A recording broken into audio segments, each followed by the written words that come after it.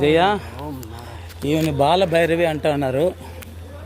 దశమహావిద్యల్లో ఈమె కూడా ఒకటే అంటున్నారు. ఆమె బాలభైరవి కూడా వచ్చింది.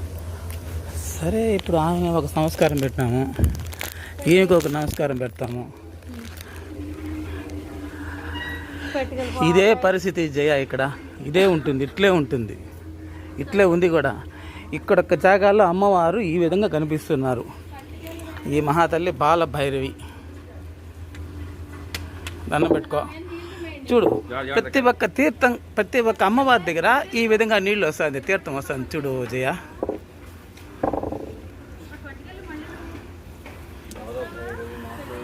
తాగేదే, వదిలేదేం లేదు, తాగేదే.